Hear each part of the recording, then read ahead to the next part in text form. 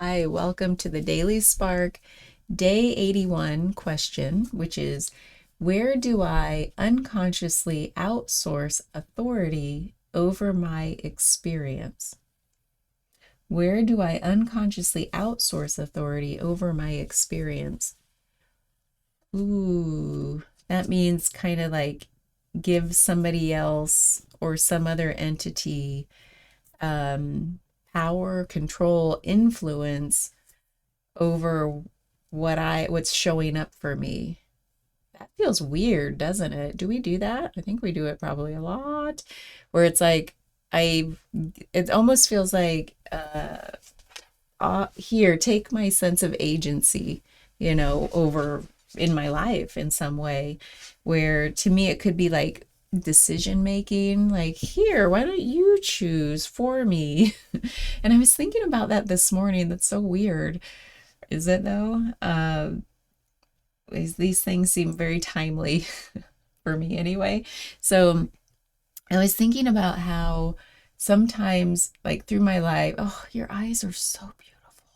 He's so handsome. We're always telling him how handsome he is, but he's so humble. He doesn't take it in. He doesn't. He really should.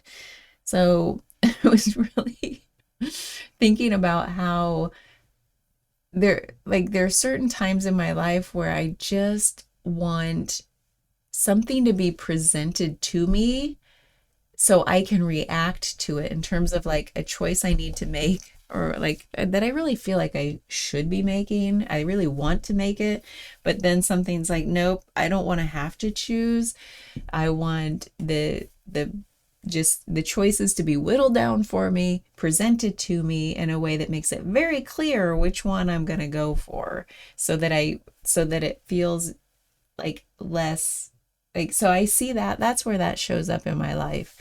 Um and I've thought about this. I think it has to do with I'm sharing all this in case it resonates for you, because maybe it doesn't. Maybe this is some weird thing that I have, but I've thought about this so much because I have a lot of interests and a lot of capacity for holding several interests. Uh, like, how some people are like all in on one thing. I I do that, but then I do that over and over and over again for all the things, and then I'll go back, you know, or sometimes I'll just feel like I need to like put a little effort into a lot of different things because that's what feels interest to me in the moment. So it's like, but some people are all one way or another, or they have some combo of that, like I do.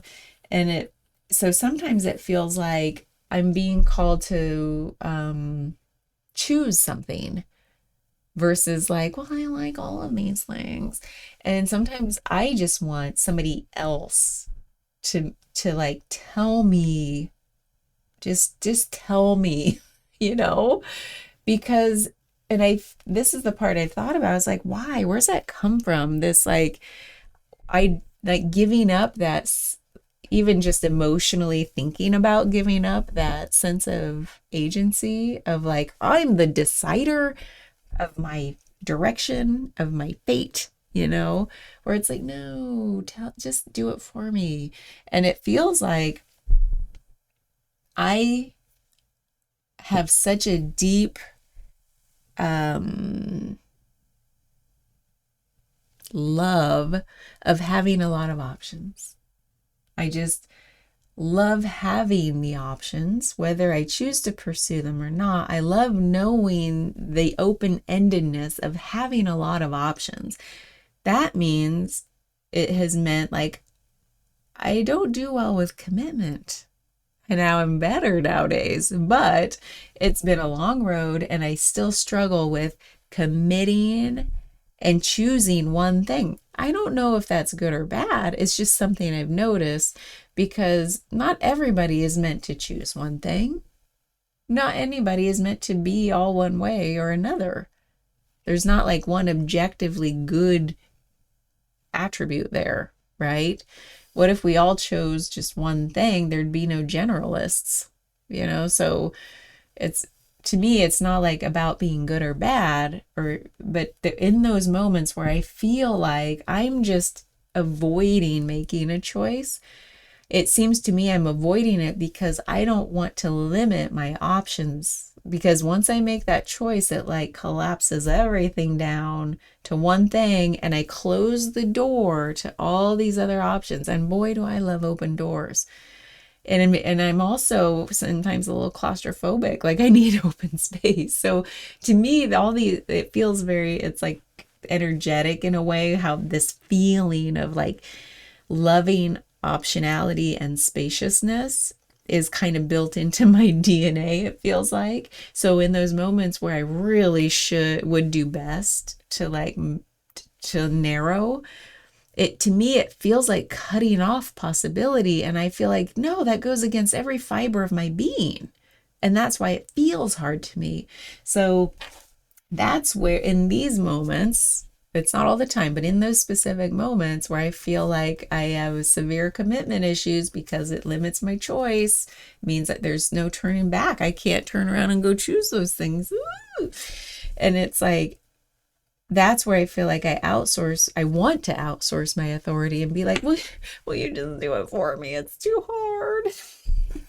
And that way I give up. Here's the kicker, the clincher. I give up also with the authority, then I don't have to take responsibility for what happens, right? Freaking human. I'm such a human. And it's like I don't have to take responsibility for the outcomes of making that choice, the consequences of making that one choice, you know, because of like if somebody else does it or limits my options in a way I have fewer to choose from, then it's like there are fewer consequences that I'll have to deal with or own up to. So, yeah, I'm trying to figure out lately the best way to really work with that. You know how when you do self improvement stuff, like there's low hanging fruit. Like I feel like I've made my way through most of the low hanging fruit. This one feels like such a core, I almost said identity problem. Let's call it that, whatever. That it's like how to get at it. And so obviously I'm going to we're working with the somatic route, the way of doing that. But there are times where I don't feel like there might be other paths to work with it. And that's what I'm exploring. Well, I've made it 13 years in my relationship. So I feel like commitment wise, I'm getting better. But this is more about like other things. Like I love so many things and I want to keep exploring all the things. Why do I have to choose? And maybe it's more about reframing it. I've got to go. This is not a therapy session for me. But so because there's a lot more here, so I'm just going to cut myself off. But to me, that's where this shows up. But it almost feels like consciously, not, it's like, because this is where do I unconsciously outsource? It used to be very unconscious. Only recently has it become more conscious. Like now it's all conscious. Every time I do it, I'm like, you know, because it feels so hard. So maybe I don't have to worry so much about the how to approach it because it just keeps happening. And at some point I feel like there will be no other way about it. Just going to have to cut off. I'm going to have to close some doors so that other ones can be open. And that's the door I'm going to walk through. I know this is so vague, but I think you know what I'm talking about. How does that show up for you? Either my example, or where do you feel like you outsource like the authority over your experience? Like, will you just like take control here in this way? Like, I don't want to deal with it. And to me, what's interesting is like, why don't we want to deal with it? To me, it was like, yeah, that means like I have to own up to the consequences. I have to commit, and I have to be seen in that commitment. Usually it's not a private thing. These big choices in life, if we're talking about choice making, decision making, it usually means there's going to be some sort of visibility to it that means, oh, now I have to own it. I did that. I made that choice, and here's all the consequences. So, yeah, what about you? Bye.